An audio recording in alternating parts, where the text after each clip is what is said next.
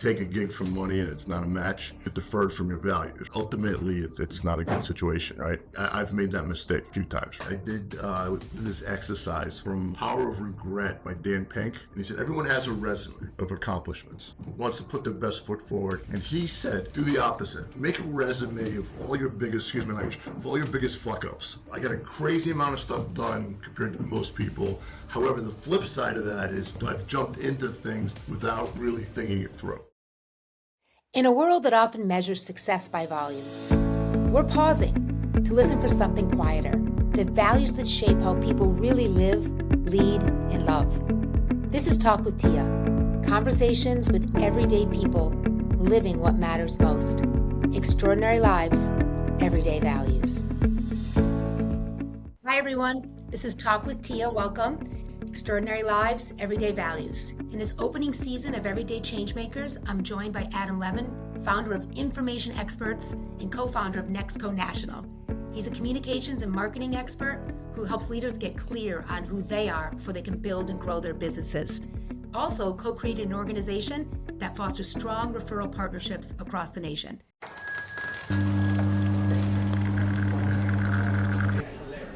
Thanks, Adam, for coming or for being here. I appreciate being here. Thank you. I guess I'm just going to start out with this. What's a day in the life, a normal day for you?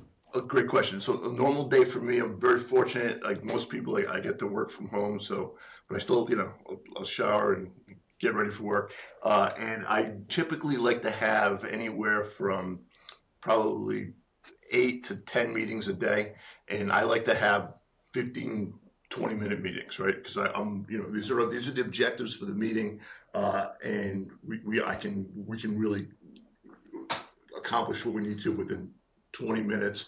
And I break it up between existing clients and new potential new relationships. So I like to split it half and half. So what about routines just for your day? Like, do you get up? I mean, make your coffee, do you go for a walk? Do you have a dog? Oh, okay, yeah. So no, I am. So I'm a night person, right? So I like to stay up late. I just have always been that way. So I'm up late. I'll go to the gym at night. I'll come back. I'll binge something. I just finished watching all 6 seasons of Peaky Blinders. Just okay, that's good. Good one. Just that's a big thumbs up for me. And so, and then it's also Netflix, right? So say, would you, and you're watching it and then it's late, and would you like to watch another one? And then it starts and I go, I think I would like to watch another one.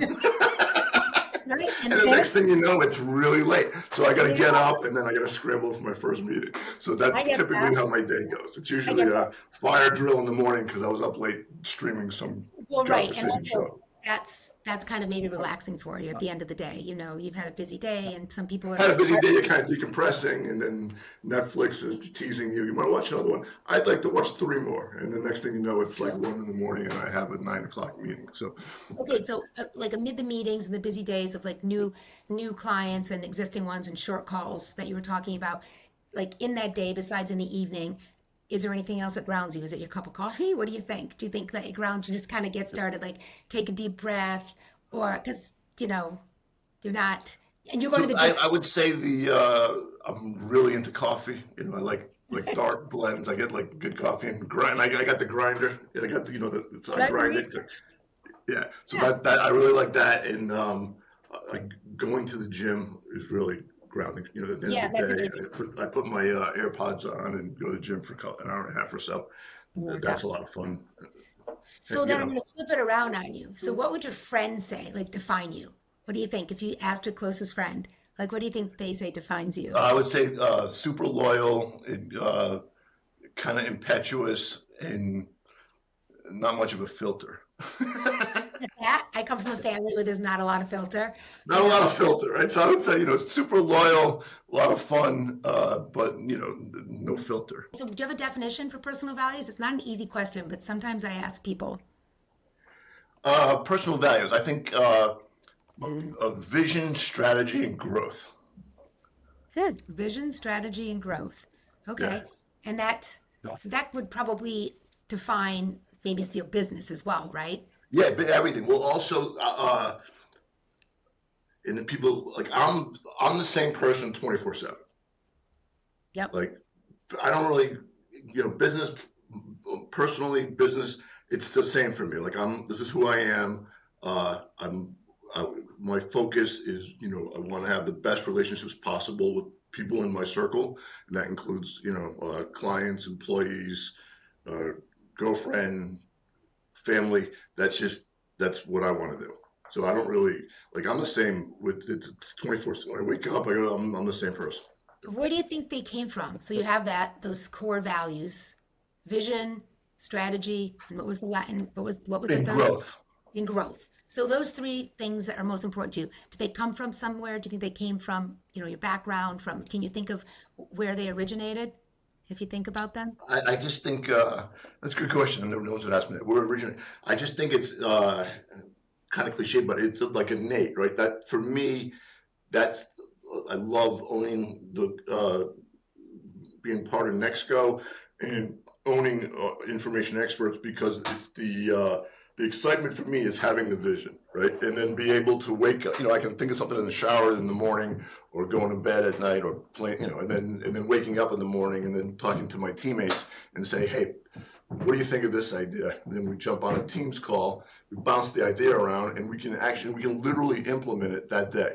We can start implementing. And to me, that's just a huge rush, right? Because that to me is that is the rush. Well, that's interesting too. And you're very evolved and already in somewhat the way you describe your values, because oftentimes people that I speak to talk about how that say exercise or practice their values differently, like in their home life and in their work life. But you said right away, those values, you carry them through. It's every bit of your daily life and you're somewhat mindful of them. So can you think of some examples sometimes where you think you've I'm not paying attention to those values, where you haven't, and maybe. Yeah, it's a great question. So I think being part of the vision is making sure that you're authentic and you're holding to your values. And I think frankly, a couple times, everyone in their career has done that, right? You take a gig for money and it's not a match because you get deferred from your values, right? And then Right. ultimately it's not a good situation, right? So Yeah. I've made that mistake a few times, right? You take a gig only for the money, and you kind of in your gut you kind of know this isn't a perfect fit, but I need the cash, so I'm going to do it. And that I don't do that anymore. How did that alignment then take place? Because of the way it made you feel inside, or because you had to? Yeah, also I think when frankly, I'm older, right? So, when you hit, just part of your life, you kind of look back at it. You can have a little more objectivity and a little more introspection, and you realize, you kind of look back at your life, and like so, these are the kind of mistakes I've made, and I want to learn from it. In fact, I did this exercise from Power of Regret by Dan Pink. I don't know it. It's fantastic. So this is a great lesson he taught. I read it from the book. And he said, everyone has a resume of accomplishments.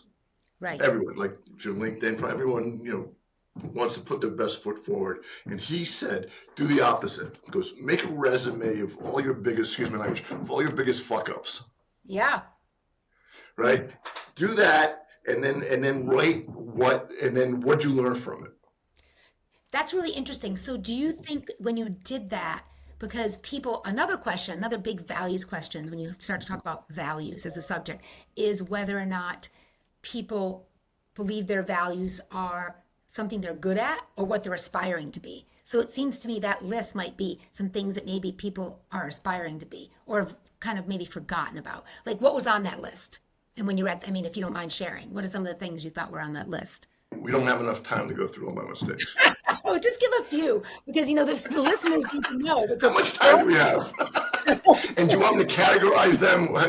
Which how do you want me to break down my mistakes? Just give the ones that that you feel you can share like in an honest way and not, I don't know, that's you're comfortable with sharing. Yeah, I think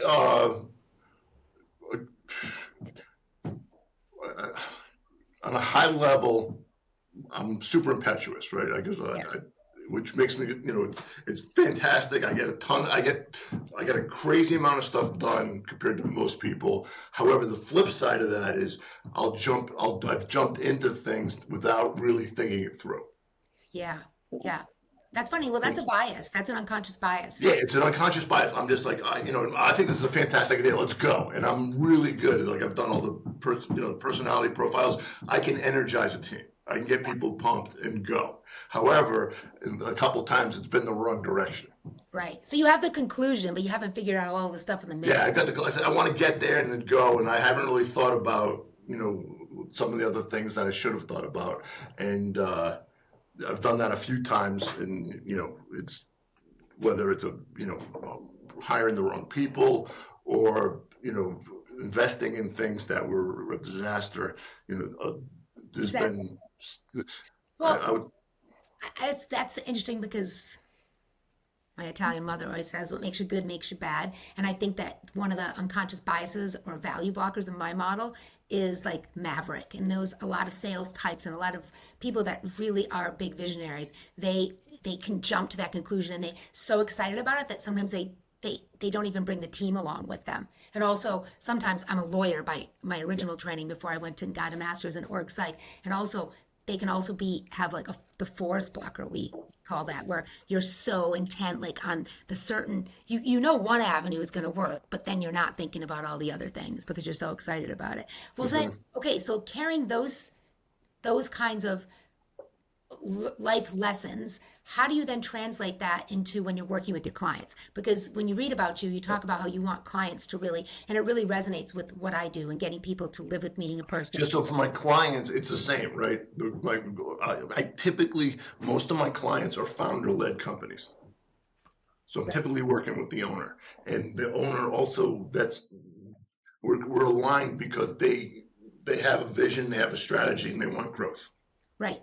So do you take them through the same process each time? Like, do you start like, I don't know, do you have a particular interview you do with them? Like, do you have a Yeah, so process? typically with my clients, I like to ask very straightforward right up the gate, why are people hiring you? Why are people writing you a check, right? And then once we understand that, we can communicate that through the user perspective, Okay. Interesting. right? So Because when you have a client that's not but that their perspective needs to change a bit, like how do you nudge that client? Is you it keep asking them, like, hey, they'll say, oh, they'll go into their capabilities. I'm like, no, emotionally, why are people connecting with you, right? And we'll just keep asking, and we'll draw it out. Most of them, they'll get there. so maybe and maybe some of those situations when you felt like you shouldn't take in certain client information, but we decide on the money instead of, really settling in with our values, maybe because you haven't gotten them there and they just Well, no, that's a great question because also all of the clients I work with, I see the value and I believe in the benefit, right? And that's frankly, we can't have it's not going to be a good engagement if we don't have the passion and we don't believe in what you do. And in the situations where I've made mistakes, I've taken gigs where I didn't really believe in the company or the leadership and took the gig, and that was a mistake. yeah. So then what made you start the partnerships like the other company with neXco? I found that interesting because Yeah, okay. So this is a great. Yeah, I've told the story 100 times. All right, so myself and my partner in 2019, we expanded. We created neXco National on the B2B side. So specifically, was frankly, and it was I like to say it was altruistic. It's not. It was completely selfish. At the time, I'm in my mid 50s. Doing, everyone's done that, right? You go to the breakfasts, you get dressed up, you're passing out cards, you work the room. right, Right. exactly. Everyone in the planet has done that, right? And then at the end of the day, if you went to breakfast, you shaved, or you got dressed up, you're all good, you put your makeup on, and you come back, you spend half the day, and eventually you're going to have, and this is assuming you can work a room. Not everyone can work a room, but if people can work a room, we're going to come back with a stack of cards. Right. A couple days, you're going to look at the stack of cards, you're going to take it out, and in that moment you pick up the card, you're consciously looking at the card and you're determining whether that person has any value to you. Right. Everyone, 100%. And then the really nice people will say, oh, that person was nice, and they'll take the card and they'll put it in another pile. Me, I take the card, I go, nope, and I throw it out.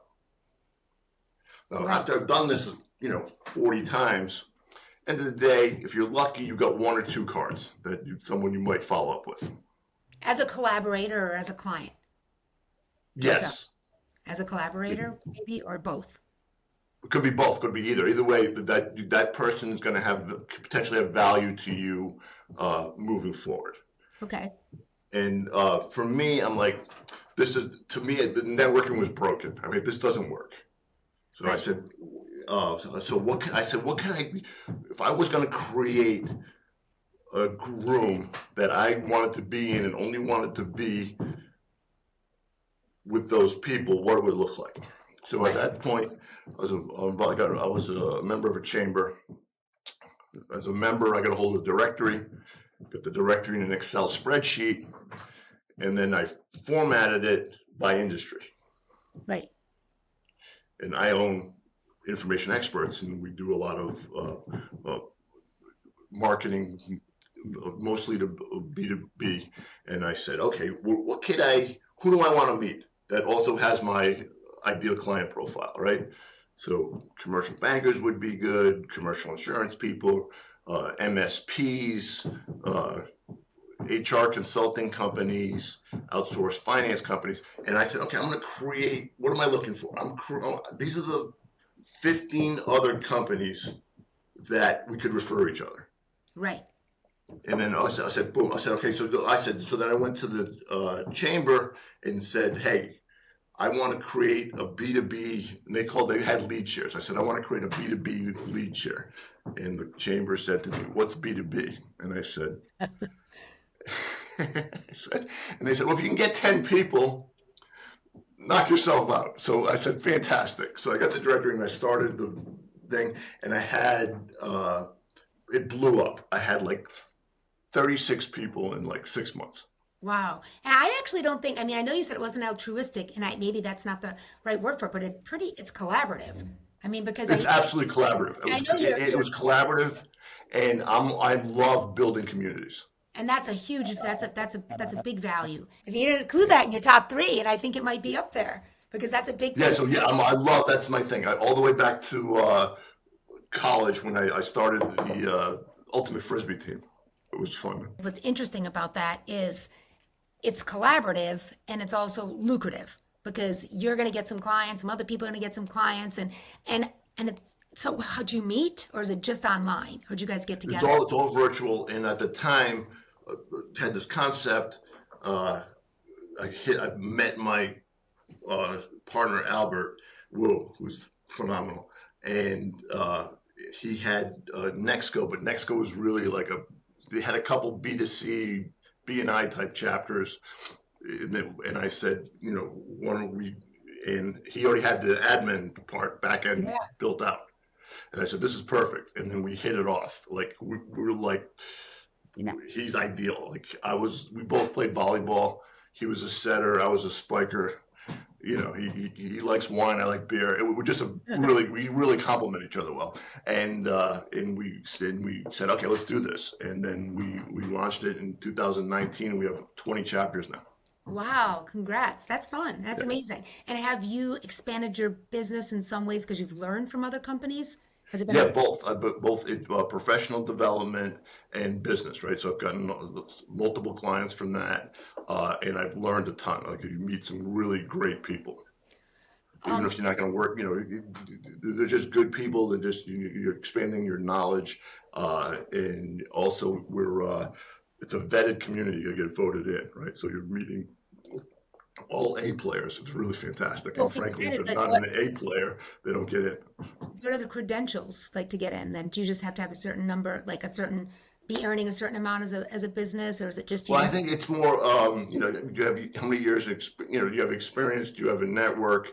It's it's also about the character of the person. We talked about at the beginning about the person's values. And it's the mentality of I'm here to help other people first, right? And that's not a natural I've met hundreds of people. That's not normal. Like most Yeah. people don't think that way.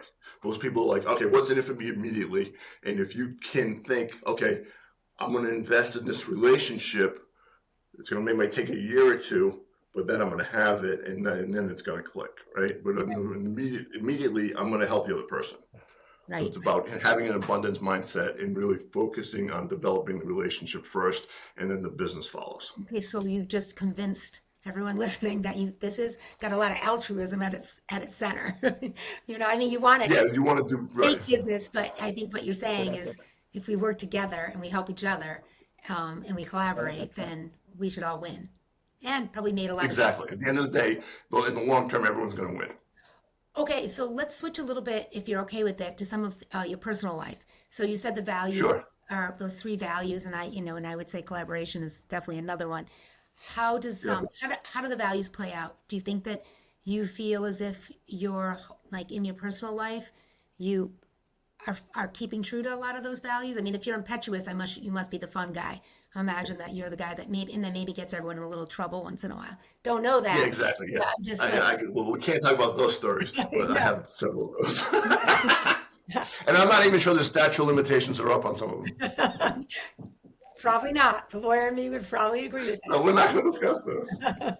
No, so where do you think that like your values like are shine best? Or is there's some communities also that you're involved in that where you dedicate like some charitable time or organizations, whether they're Yeah, faith. so not as much anymore. I was heavily involved when my kids were younger. I was very involved with youth sports. So I sat on the boards. I coached basketball for like 12 years, and I was very involved with um, youth sports and like being an advocate and volunteering as a coach and being on the board and helping grow the youth basketball leagues in my area. So that was a lot of fun. So I did that for many years, and then when kids got in high school, and they told me to go away. Yeah, well, exactly. They don't want you to know too much about their lives. So, what do you think about that? Because oftentimes, when I'm talking to like CEOs or leaders and whatnot, and they're missing, they don't have that happiness. The model that I built is the happiness and productivity model, but it really is driving ROI at the end of the day because it's built in data and all kinds of. So I think it's about really it's having being challenged and learning new skills, right? That's to me that gives that kind of makes you feel whole, right? At the end of the day, I've owned a big house, right? Yep. That you don't go into three-quarters of the rooms. That doesn't bring you joy, No. right? No. You might be immediately go, that looks cool, but I mean, at the end of the day, that's really not. You're not gaining happiness or contentment from that. But really, connecting with people, strengthening your relationships, being professionally and personally challenged to learn new skills and then implement and make an impact on other people's lives, that really brings joy. And this might sound like a crazy question, but if there's a time in life when you've achieved more than you ever would have imagined you achieved, right? Did your values stay in focus or did you lose your values?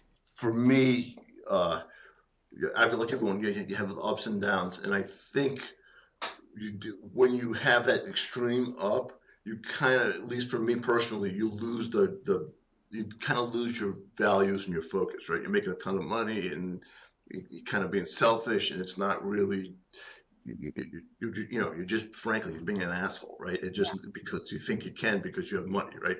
So I think that's a balance. So, moral of the story for the younger people out there, how do they prevent that before it happens? I think you go out there and you want to conquer the world, and like you said, you think you have the big house and the car, and I think it takes just time and learning and some sufferings. Do you think there's things that people can do?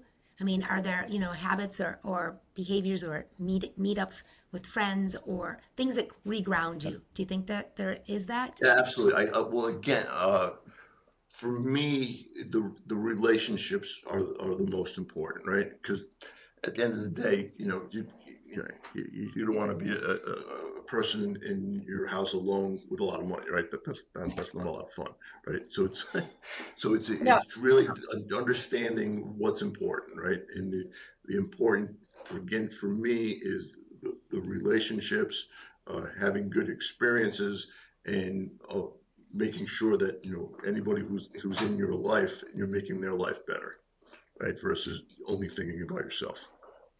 Did you ever have, did anyone ever have an honest conversation with you, like a friend or a family member who kind of brought you back down to earth? Do you remember any Yeah, situation? personally, um, I had gone through a couple major introspection points in my life, and in my mid 50s, I got divorced, right? So Right. that's kind of like most, That's true. and that's not uncommon, right? After No. kids leave the house, it just Yeah. that's not that happens to millions of people. That's not a unique story, Right. right? However, what it, you can use that as an opportunity to say, okay, let's kind of check myself.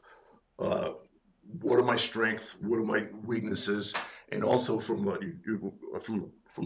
personal value standpoint, you've got to kind of reinvent yourself, right? Yeah. Because what you were previously, right? You were a husband, which you're not anymore, right? You're always with your father, but now your kids are gone, right? Your kids are in Right. college.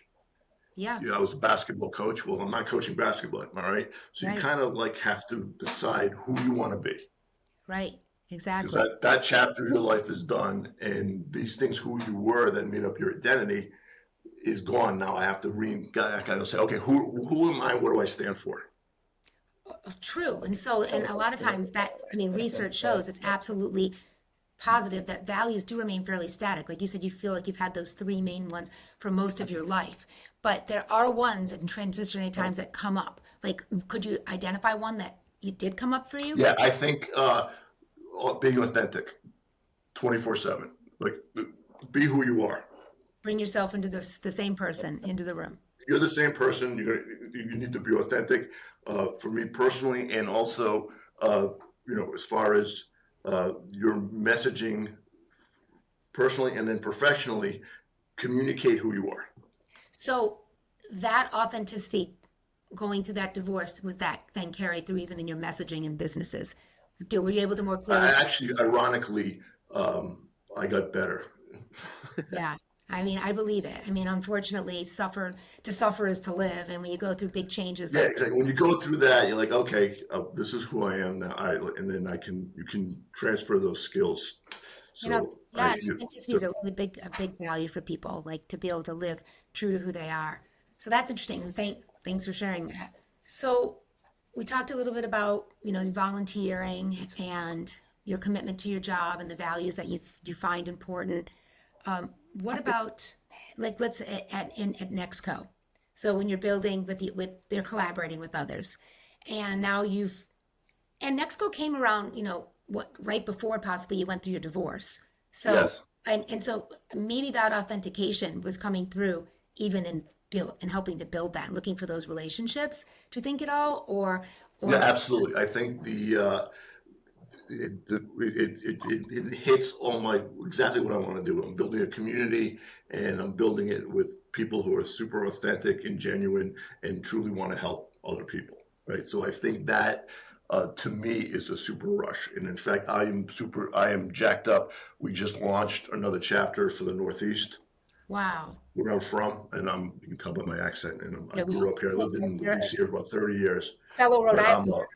I am a true Northeast guy, You're right? a So road. I'm Have you taken the test? Are you a roadie? Because there's a test, and I took it in Paris, and I got 100%. outstanding. No, I'm going to check it out. I'm pretty confident I'll nail it, though. I think you will. Well, that's Yeah, what as long as if you're hanging out at the hill, eating Dell's lemonade, and I think you'll be fine. I agree. I totally agree. Okay, so let's think about legacy, just to kind of wrap things up or wrap our conversation up. Um, Sure. and I think that, like, what we're talking about and why I'm doing this podcast is because it kind of brings the essence of what I built back to really the roots of meaning and purpose, and how people, go through these different sufferings and greatness, and what it's distilled down to, right? So one of and I think that people a lot of people have a lot of sadness and think they want to be doing these major things, and they think they should have these massive impacts on the universe. Don't always realize that their impact on their corner of the world has these ripple effects, right? I mean, you're making change every day. You're making change creating this collaborative environment, and you're making change helping others build successful businesses. So if someone is listening out there, or, kind of like one of the questions I sent over to you, your next big birthday, what would the toast be? The final toast? Oh, so I think the next big birthday, and I had a big one. I turned 60 a year ago, so that was a kind Okay. of a So milestone. let's remember back, like, and did someone must have toasted you? Did they say the things that you hoped that they would say? Well, I don't know. No, I didn't have a toast. Oh, you I never actually, toast. for my 60th birthday, I went to Castori's Pizza on the hill and got pizza and a couple Sam Adams. That was my All right. Well, that sounds good. That brings back home, right? right, exactly. So, So that was perfect for me. so let's say The at your 60th birthday, your friends and family were there, your children, your closest friends, your colleagues. What do you think if somebody were to give a toast to Yeah, you? I would just say that that he's talking about legacy. He's a community builder. He's been he, he's a super loyal friend, and my hopefully my life is better because he's in it. Oh, I love that. I love that. Thanks so much. That was a great conversation. I hope you enjoyed it. Outstanding.